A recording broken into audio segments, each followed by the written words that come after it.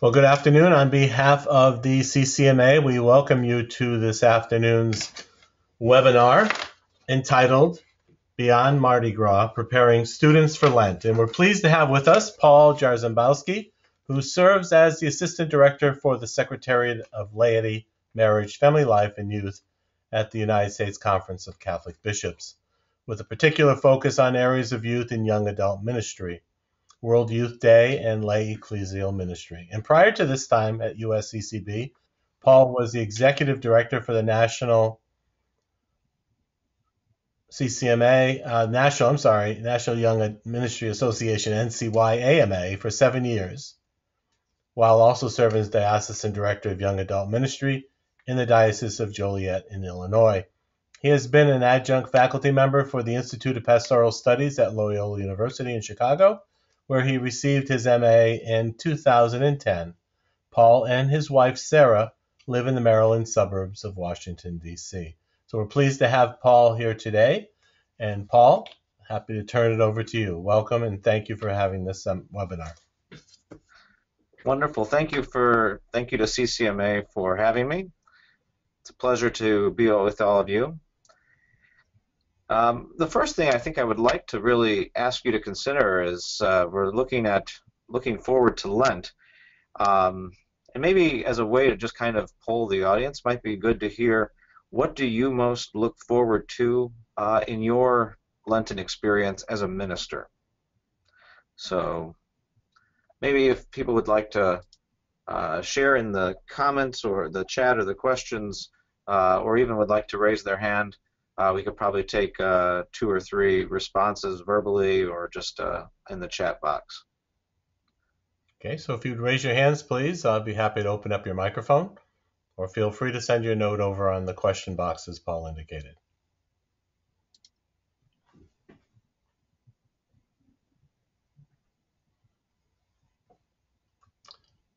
We have Father Michael Smith indicates an increased attention to devotions.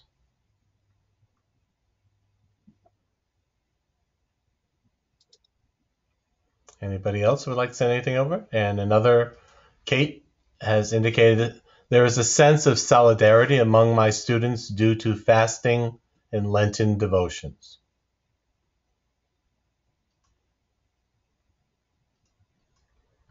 And Joemma sent over opportunities for reflection, conversion, and silence with the students. I think we have a group here who likes to write, Paul. Jerry sends over increased awareness of sinfulness and confession opportunities. And Lisa sends over more student participation in prayer and adoration. And Diane sends over increased oneness to examining our lives in light of Christ's teaching. Well, thank you all for your various responses. It's good to know that the Lent is also meant for us as ministers, and so it's good to hear what for you gives you strength and energy in Lent. And as you prepare for Lent yourself, certainly good to keep those in mind. Now, Lent begins this year February 18th, which is just a little over 1 month away. But our objective today is to go beyond the normal programs that we consider for Lent. There's a lot of great things out there for what to do in Lent, but today we look, and I kind of titled this Beyond Mardi Gras, or really beyond kind of our normal way of looking at things. So here's what we'll do today as an outline of our conversation. First is kind of examining the current realities and millennial context in which we experience this season. The reality of church today among young adults is a little bit alarming, especially with less active participation, statistically speaking. So we're going to look at those realities. Then we're going to try and understand them and get some rationale with them. And finally, some practical next steps, or what I would call a new approach to young adults in Lent. So something new to consider for the Lenten season. So briefly, would like to just look at the current reality, not to belabor it, because many of you are quite aware of the reality that we face as ministers. but in particular, just a reminder of the explosion in the number of unaffiliated young adults that are in our church today or in our world. 34% of millennials today are what they consider the nuns, or the unaffiliated with no particular religious identity. That's over 1/3 of the generation, and is detached from active participation.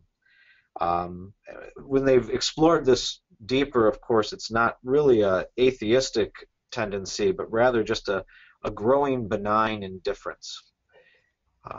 And among self-identified Catholics, the Center for Research in the Apostolate, CARA, has also identified that 17% of millennials, as you see on the far right, are weekly Mass goers. But that means 83% are either infrequent, inactive, or simply detached from the practice of the faith. These are problems that you are certainly aware, but the bottom line is our pews are indeed emptying. And much of it is happening between the ages of 16 and 24. That's where we find much of the exodus from the church. Yet, I want to say all is not lost.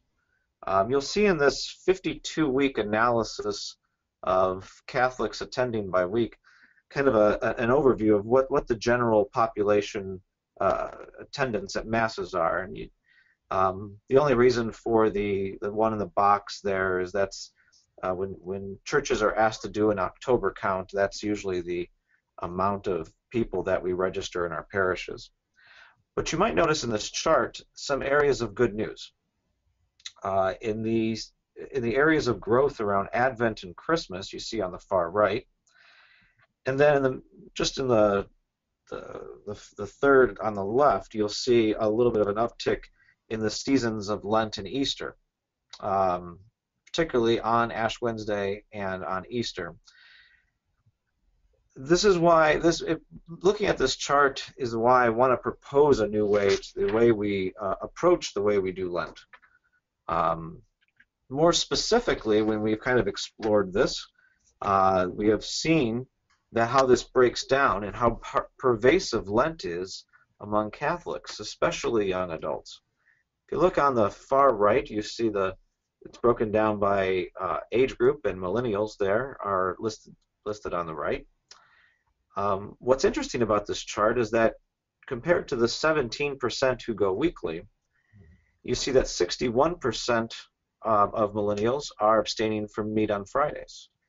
And 50% of millennials, self-identified Catholics, are receiving ashes.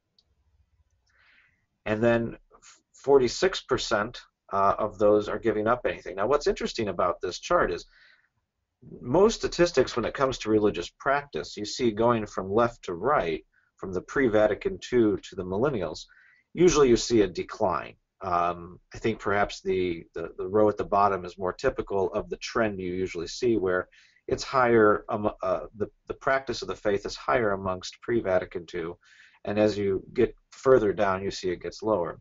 But that third row, do you give up anything? Notice the increase, that millennials actually are more religiously attuned to the practice of giving up something during Lent than even those who are in pre-Vatican II or Vatican II generation. It's not a huge uptick, but it's certainly a reversal of trends. I was wondering if, as you hear this, if this particular chart and kind of the uptick in the numbers during Lent and the practice of the faith, if this might resonate with your experience. So I want to take a moment and kind of poll the audience here and ask if how many people, perhaps by a raising of hands, how many people have noticed, do you notice an increase in activity in Lent, perhaps on Ash Wednesday? And if you would just kind of share in the raising of hands, or even if you'd like to comment or make a comment, you can do that as well. Right now, about 50%, Paul, are indicating yes.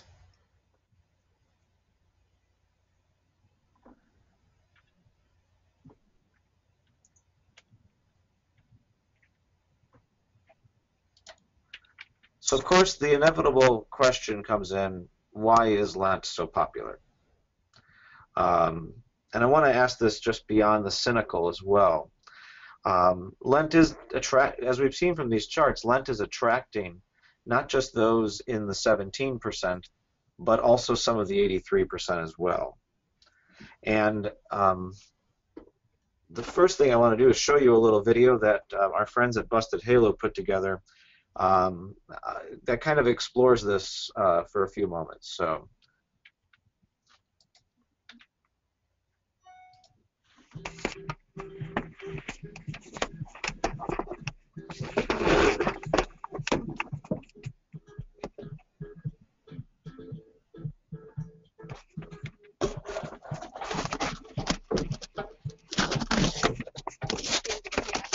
Because it's an important part of my faith. I'm ready to repent and to spend the next few days thinking about ways to be a better Catholic and a better person in general. It's something like for me, I feel at peace, and it will probably make me feel better for the rest of the day. It's a good way to, start the Lent season right. I came out to get ashes because it's almost like a tradition. My grandma always made me do it, so I don't know, it's a way to get the Lenten season started. People always feel the need of divine providence or divine blessing, and by these ashes, they experience that relevance of God in their lives. I got ashes today because I've gone to Catholic school my whole life, so I've just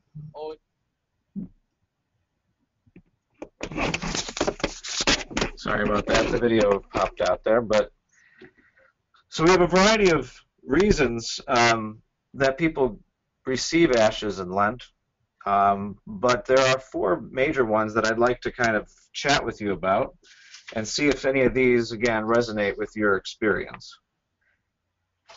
The first reason that we see really is related to tradition. It's first of all, it's an expectation. It's often on the calendar. Even secular calendars, you will find Ash Wednesday listed. And in the popular culture, people are generally this time of year with Mardi Gras, the attention is there. So there is somewhat of an annual tradition that revolves around this. Some might even say that there's an expectation that some would view it as a holy day of obligation. Now, don't tell anybody that it's not, but it's very much considered an expected part of the Catholic experience. There's a nostalgia that also involves a lot with family and culture. Parents, it's easy for parents to teach Lent. Perhaps it's not as easy for them to teach the traditions of Eucharist or some of the other traditions, but Lent seems to be pretty easy. So even amongst those who are detached from the faith, there is a sense of nostalgia that is something they do remember from their family or even their culture. And in the popular culture, for instance, you also have McDonald's starts selling its filet of fish, and you see fish fries popping up in different parts around the country. So the popular culture very much adds that as part of something that happens at this time of year. And there is a little bit of, I would almost say, without being cynical, there is a certain sense of peer pressure. When there are others in the campus or out in the general public, you see having ashes that day, you start to see a sense of a lot of people are getting involved. Everyone's getting involved with something. This seems to be something that's in a way a cry for community. So the first aspect, of course, is tradition there. The second aspect of why we see that it's so popular is accessibility. Lent and Ash Wednesday are very tangible things. Consider the tangible act of Ash Wednesday, of tangibly receiving the ashes. We do make it accessible. It's in some respects it's easy to get ashes. Even when you're at church, if you're not practicing, you can still stand in line and receive ashes as opposed to coming up to communion. It's a very social thing, it's easier to do together. As I said, when many people are doing it, there's a little bit of an ease when you can do it in a group, when you feel like, well, my friends are receiving it, well, I guess I will too. So it's a very accessible time. And it's momentary with very busy lives. The other young people tell us that they want to make each moment count, and they have very few to spare. Lent itself is only 40 days, so they have attainable goals of fasting, prayer, and almsgiving. As we know, that sometimes is very attractive to the way that young people connect with something. So we might look at momentary from a negative point of view, but from their perspective, it is a moment that they can give, and there is a set beginning and an end that Lent provides them. Lent also is a time of renewal. The sociologist Robert Ruthnow says that young adults tinker with religious practices, and they try on different ones until they get just the right ones, and and in a way, Lent is that. It's a way for them to tinker with spirituality and to connect and find deeper meaning in their lives. In a way, Lent is somewhat therapeutic. You may have, if you could hear the video, people are talking about wanting to feel better, to be more charitable. It's an opportunity to feel that their life has some meaning, so they're renewing themselves. That Lent is often not too far from New Year's Eve when we make our New Year's resolutions.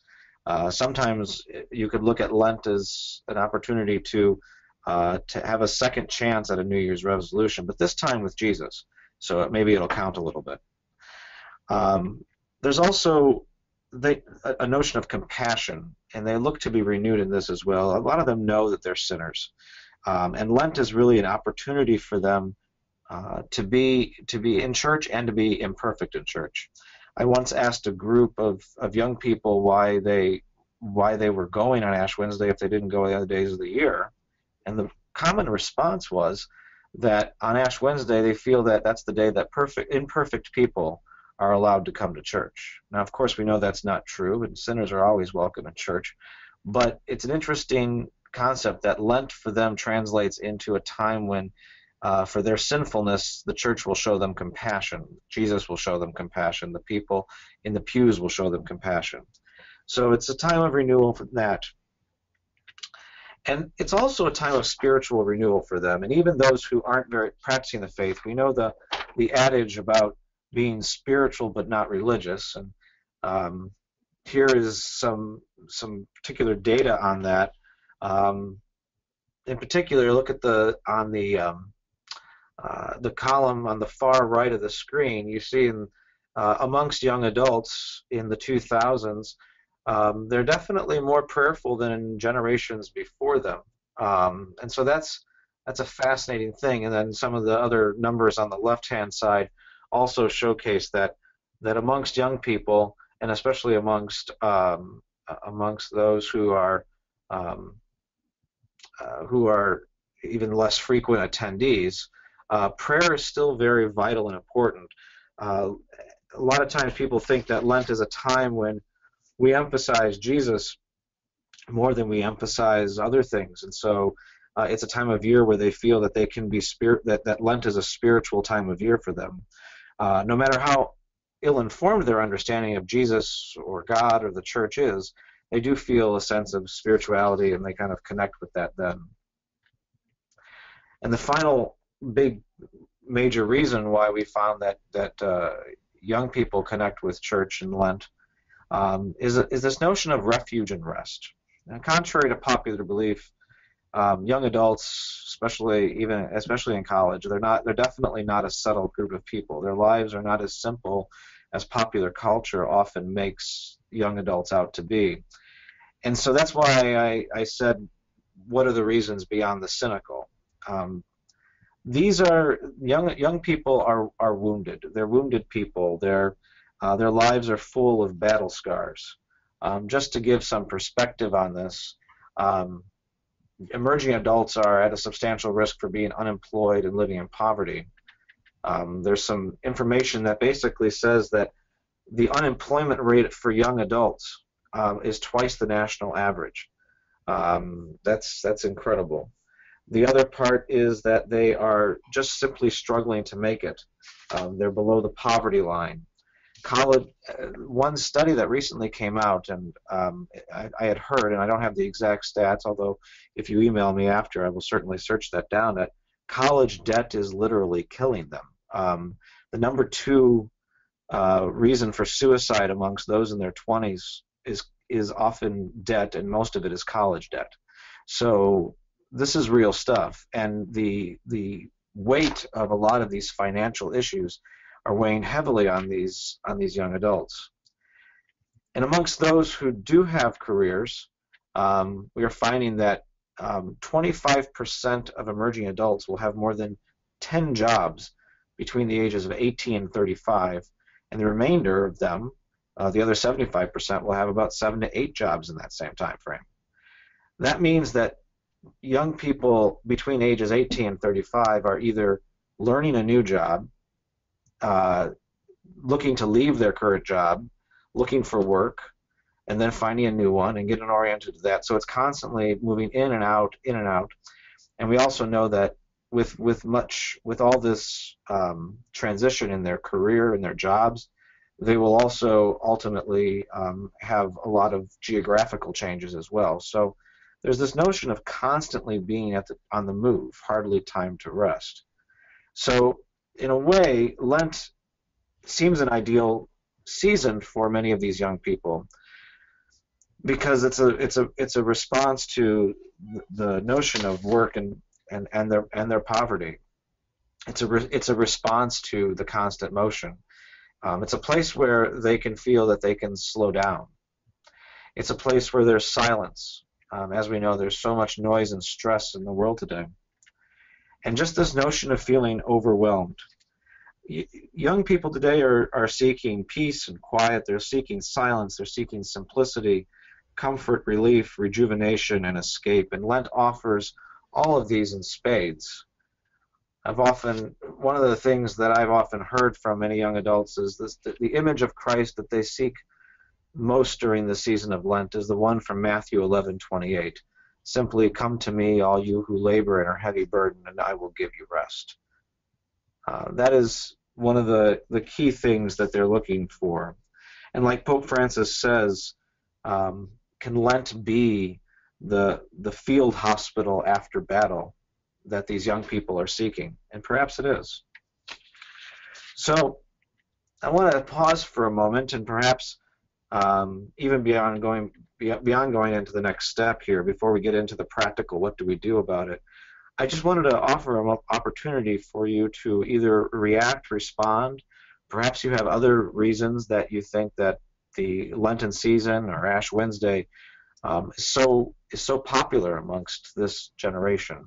So if you feel free to again comment and offer your thoughts, reactions, and then maybe share some experiences. Okay, if you'd like to make a statement, please raise your hand or feel free to write in the question box.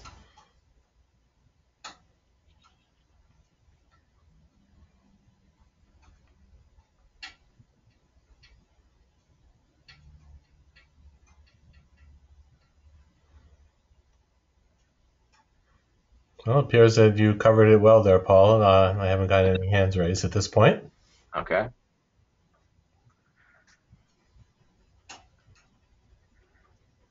If at a later time you did want to add anything, or if there was anything else that you felt like adding, feel free, we can do that later. So the next thing I would like to do is really look at the way we can learn from this opportunity. Lent presents us with this opportunity each year, and this is the context of the new way of doing Lent. So the way Lent itself is a word that means springing forth, and so oftentimes when we think about Lent, we often think of it in a very almost depressing manner. But in a sense, Lent is actually a time of great joy. It's a springtime. It's a time of new growth, ultimately culminating in the resurrection. And in a way, the evangelizing aspect to Lent is a reason to be celebrating. You want to think that on Ash Wednesday itself, the first reading is always from the book of Joel. And in it, Joel says to the people, call an assembly, proclaim a fast, and gather the people. He's calling for a celebration because the exiles are returning. And does that not happen during Ash Wednesday? Does that not happen during Lent, where people who have been away from the community of faith are coming back? So this is a time for the church to be a little more evangelistic in its style. And I have three things that I would like to share with you as ways to evangelize through Lent that could be very helpful for your campus ministry. The first is some pre-Lenten preparation. The second is by enhancing our Ash Wednesday experiences. And third is to re-examine how we do Lent in campus ministry so that it appeals to the curious and the newcomer. It's great that we do have a lot of active people who reconnect with faith during that time of year. But might we also consider with an eye to the new evangelization for Lent for us to look at Lent through new eyes, and to see what would somebody who is detached from the practice of the faith think about this? What would they do? What would they want? And so I'd like to kind of explore those three ways in the next few moments here. So first, regarding the pre-Lenten preparation, we must be ready for the return, and I'd like to think about maybe reviving an old custom.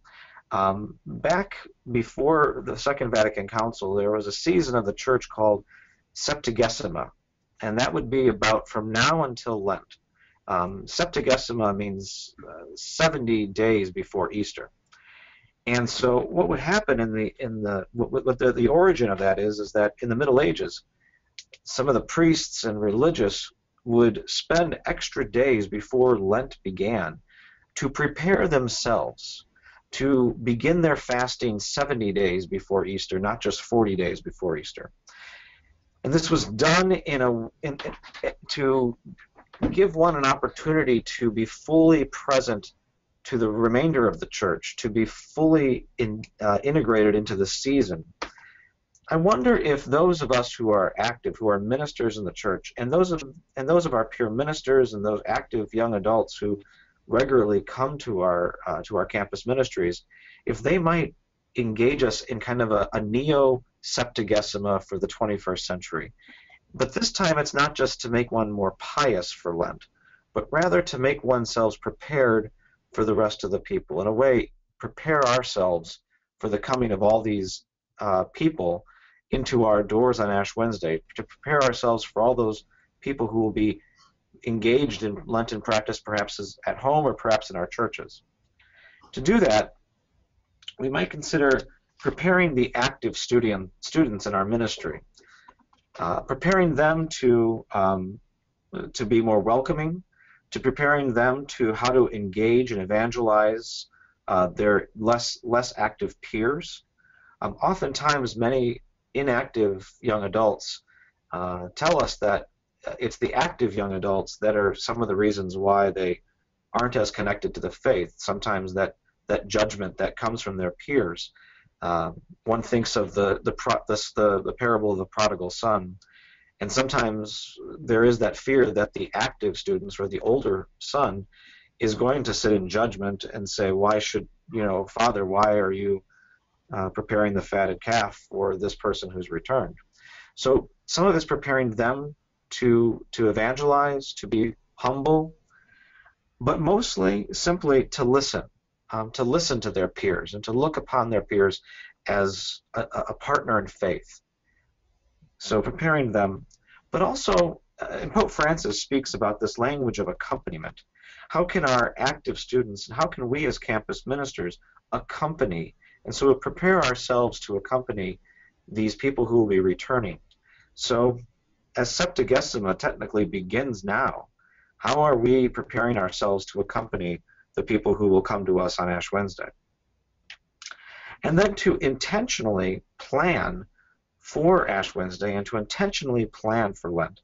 Sometimes, as you know, with Lent and Christmas sometimes being so close together, we barely have enough time to take down the Christmas decorations before we know that Ash Wednesday's here. Well, with these few extra weeks we have between now and then, are we preparing for a Lent that is welcoming to the newcomer, to the curious?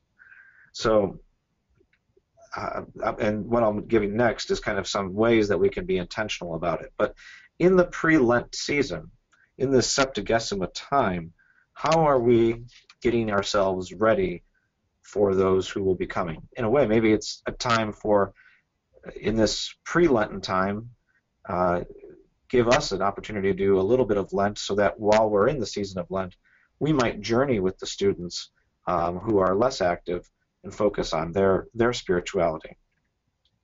So on Ash Wednesday itself, consider, since that is a time when there are so many people returning, what are the liturgical aspects of our Ash Wednesday itself? How is our music? How is our environment?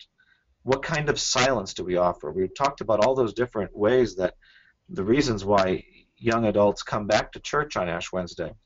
So are there ways that our liturgy on Ash Wednesday can respond to that? Is there an opportunity for something in the course of our liturgy that might be? For those of you who are priests and deacons who give the homily on Ash Wednesday, what is it in that homily that's going to touch the lives of those who are active?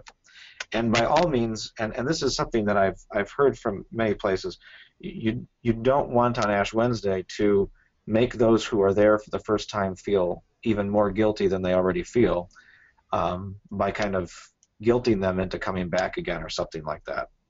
So we have to be very sensitive in the language we use, even in our announcements or in our homilies or in the way we greet people during the liturgy of Ash Wednesday, so as not to make them feel as if they are the prodigal son that's, you know, that we're the older son hanging it over their heads.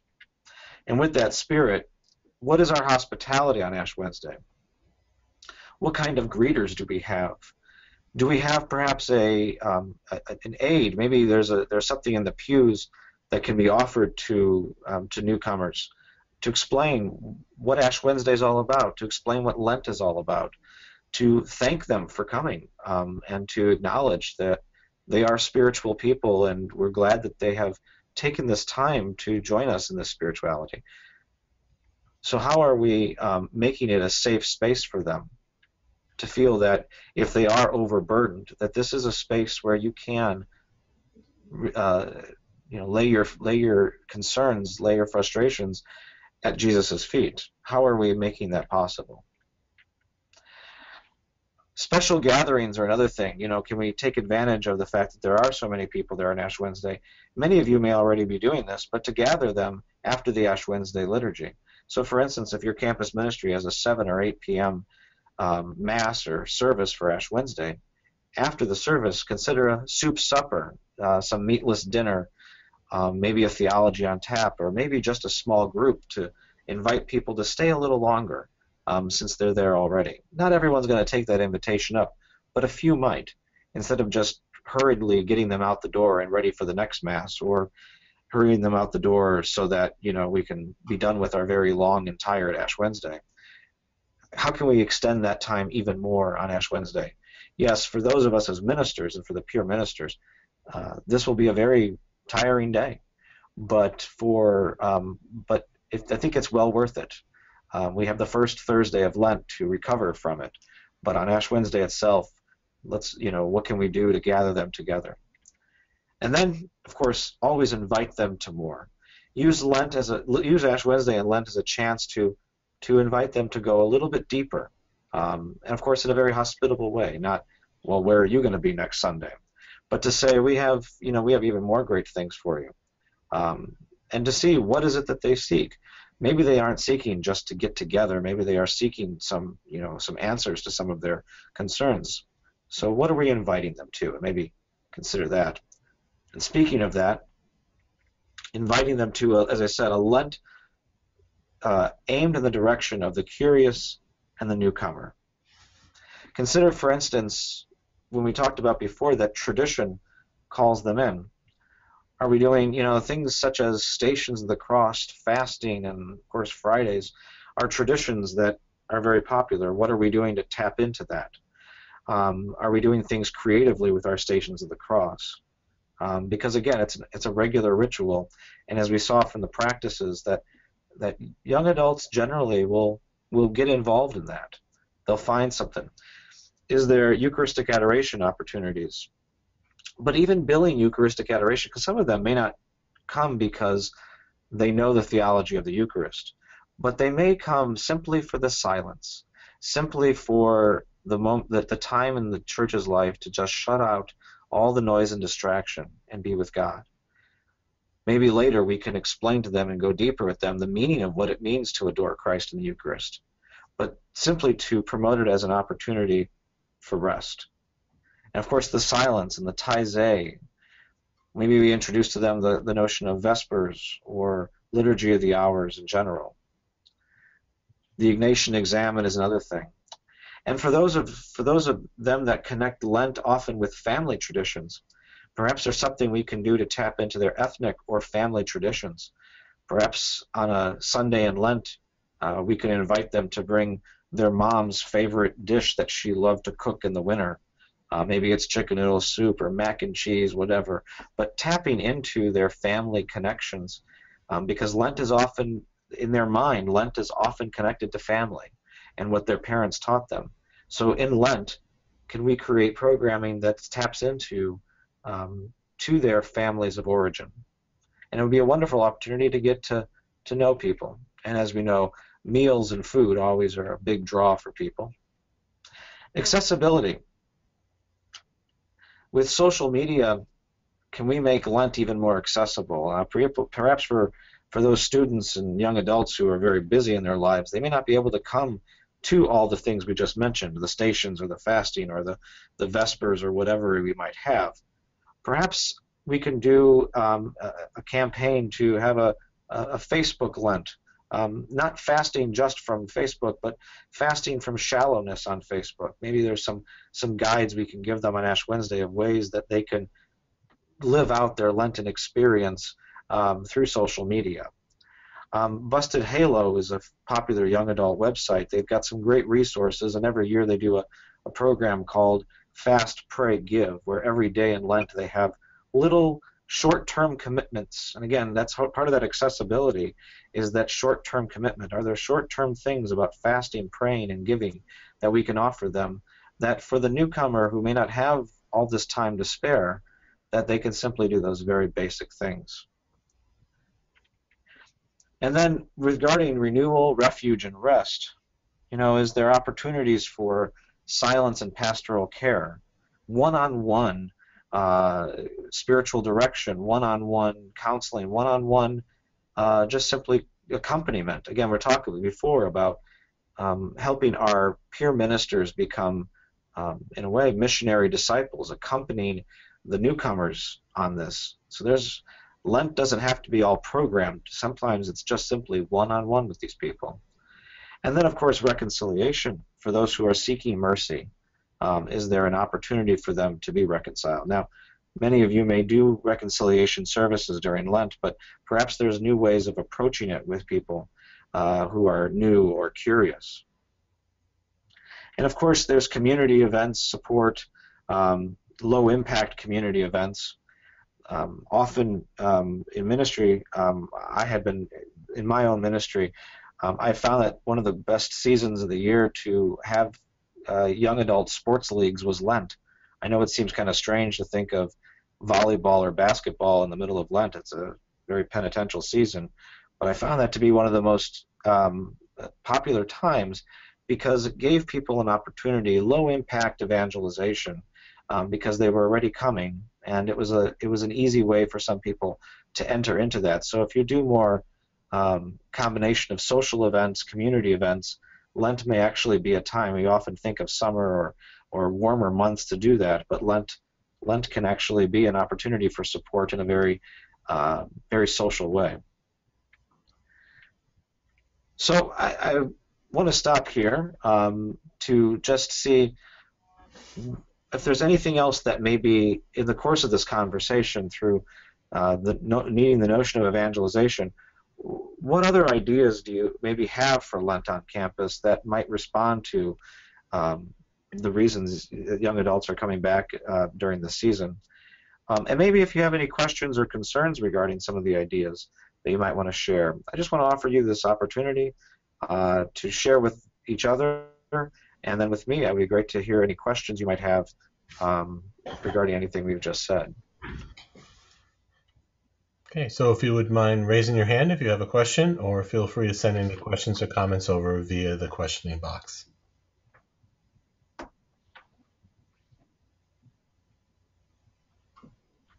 All right, I'm going to be opening up. This is Diane. One moment, please. Okay, go ahead.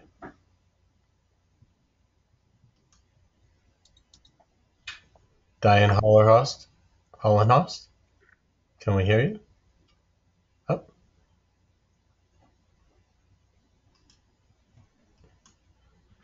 Okay, Diane, I'm not sure if you meant to raise your hand. If you'd like to raise it again, I'll be glad to open up your microphone. All right, we have an opportunities for small gas. So Jerry has sent over a note. Says opportunities for small gatherings for food and discussion, usually soup and bread? ? Yeah, the soup and obviously the soup and bread is a great thing because especially on Ash Wednesday, it teaches the simplicity, and oftentimes on Ash Wednesday it's nice because there's if you get an opportunity to have free food, whether it's meatless or not, people will take it. So it may also be a good thing to, maybe there is some sort of discussion. Why are we just eating soup and bread? Why didn't we? If you use the notion of or the analogy of the prodigal son, why didn't we have a fatted calf today? But so this would be a great opportunity to explain some of the deeper reasons behind it. In general, I've found that many young adults are more apt to fasting than we think they are. They're often very happy to do it. It's kind of like a challenge in a sense, and we've got a lot of these causes that a lot of young people are engaged in now. So in a way, the cause for fasting is very popular amongst young people. So it could be kind of fascinating. And Jerry is happy to say that free food does work. So let's see. Zach says, we offer a teaching reflection series on the Fridays during Lent, preceded by free food, prepared by regular parishioners. That has a great turnout. Yeah, I love the idea of connecting beyond even the campus.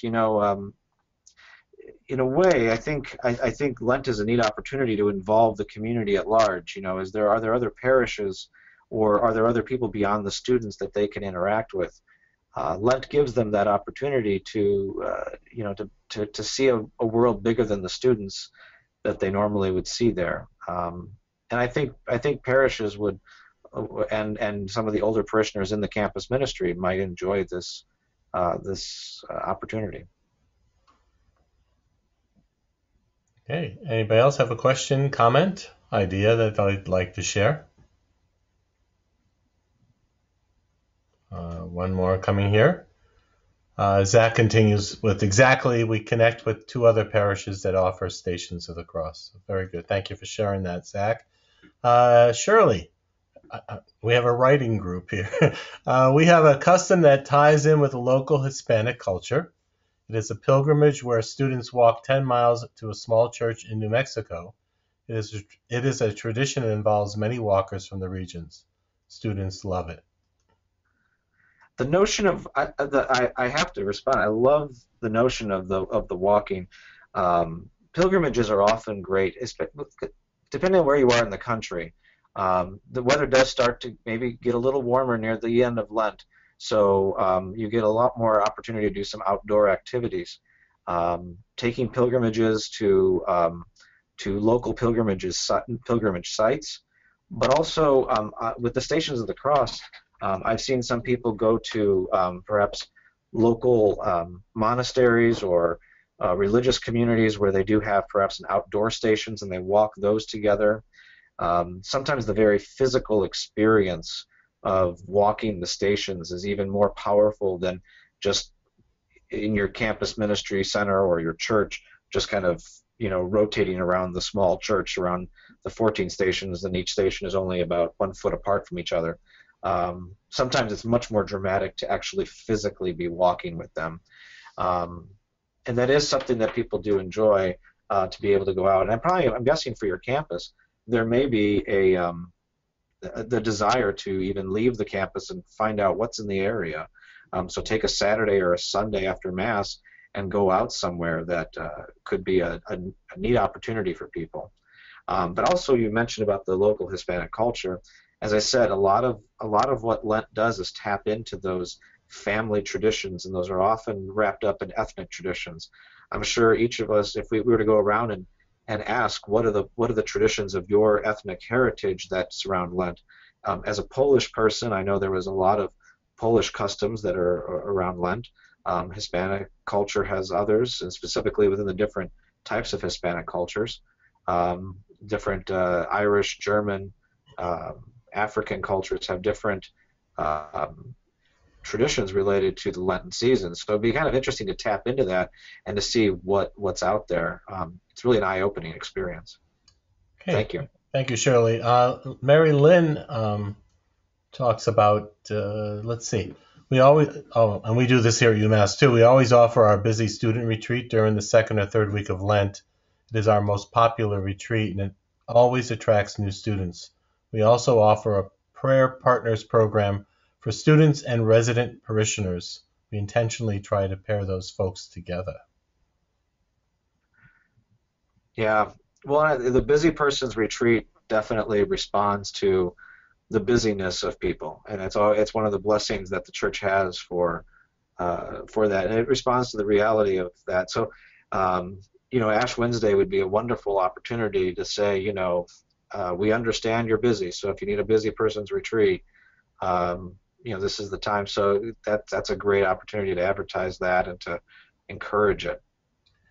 And Jerry has a comment here, and then a couple of other folks have some questions. So I'll Sure. go Jerry first. And Jerry says, we have a labyrinth on campus. And Jerry, I'd love to talk to you about this because we're building one of these at UMass, offered as a refuge for solace and meditation.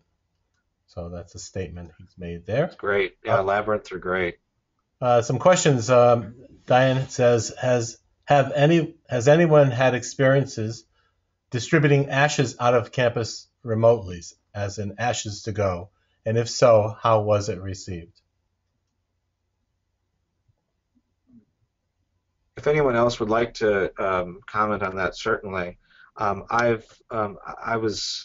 worked with the campus in the Joliet area, and we did a kind of like an ashes to go type thing, and it was very interesting because you just the thing is to try and, yes, there is that ability to do it quickly and easily, but to try maybe, okay, if you only have, okay, fine, you're not giving us a full hour, maybe you only have 10 minutes. But if I have the 10 or 15 minutes with you, what can I do with those 10 or 15 minutes? So creating a prayer service around the ash distribution that really responds to that, not saying, okay, here you go, goodbye, see you again, but to engage them for a few moments and make that 10, 15, or 30 minutes where you have them in front of you, to engage them for that short while. But maybe others have some other experience as well. Does anybody have any other comments? And even, Diane, if you'd like to respond to that, I'm happy to open up your microphone. So just raise your hand.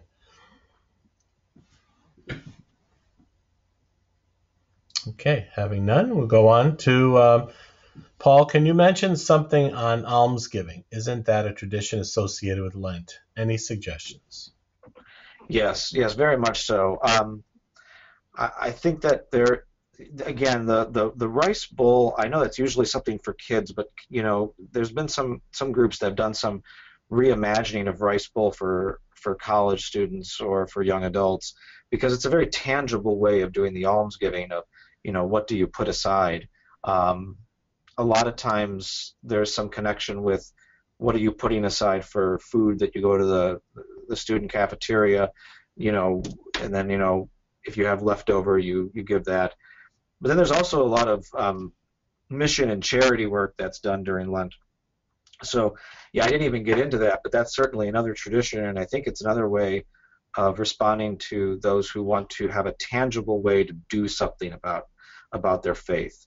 Some of those who are less active in their faith often feel that that their church going is just I sit in church and that's it, whereas the almsgiving and the charity work is often something that they can tangibly do with their faith. So yeah, that certainly. But again, short term is obviously a key aspect to that. Hopefully, it would extend to longer. But for those who are curious and the newcomers, short is good. Thank you. Michael, thank you on that. And again, if anybody has follow-ups, feel free to raise your hand. And the last comment we have here is a lot of non-Catholic students seem drawn to Lenten practices, so good opportunity for ecumenical efforts as well. That's from Diane. Yeah, it's certainly true. Yeah, it's in a way, what an interesting ecumenical experience that Lent can be. Because if you have somebody who's a different denomination, Ash Wednesday is not just a Catholic thing. There are other denominations who practice that. Many of the mainline Protestant denominations have Ash Wednesday. And then increasing number of evangelical Protestants are engaging in that practice as well. So it could be a great opportunity for ecumenical dialogue during the season. So thank you.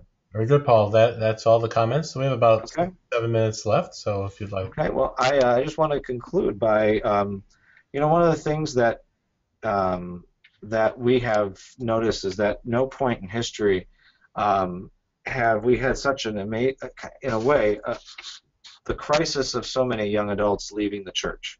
But Lent is a seemingly strange exception to the rule. There is something very unique about Lent that stands the test of time and the trends. So many times people say, they bemoan the fact that people are leaving and what are we going to do with this? Lent is the one time of year where we can say that, okay, well, we have an opportunity here. The studies show that inactive and less active Catholics and Christians are coming on Ash Wednesday, and they're engaging in practices like giving up meat on Fridays. So there's a spirit, that thin space in Lent. So for a new way of looking at Lent this year is not just to look at how can we make our active Catholics more active, but rather how can we help our inactive and less infrequent churchgoers. Maybe this is the season, this is the time where we have an opportunity with them that we wish we always had. And so perhaps this Lent will be something that will be look at it from a new perspective and help our active people take that next level into being an active Christian and help them be a missionary disciple and to accompany somebody who's less active in their faith during the season of Lent. What a great project for our active Catholics who come regularly to engage in that practice. So we'll turn our active Catholics into missionary disciples, and we'll turn our newcomers, hopefully, into lifelong members of this Catholic community of faith. It's been a pleasure chatting with this. If I can be of any assistance in the further, if you have any further questions, you can reach me at this email address. I'm happy to engage.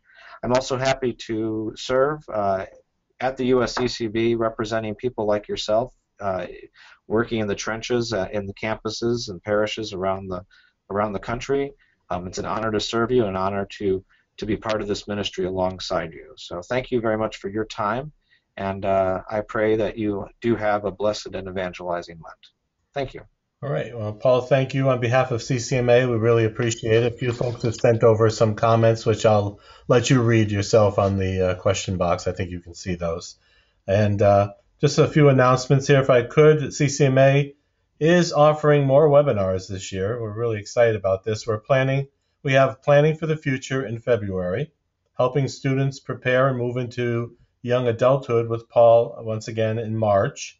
And in April brings Buckeye Works.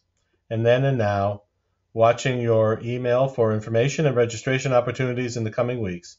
And as I indicated before, you will be receiving a survey asking for your input so that we can continue to make these as beneficial as possible. So thank you all so much for attending the webinar. The links will be sent shortly, probably in the next day or so, with the presentation if you'd like to go back. That way you didn't have to take any notes. And again, Paul, on behalf of CCMA, we really want to thank you for sharing your information with us today. We look forward to your next seminar. It looks like in March. Everybody, have a good day. Take care.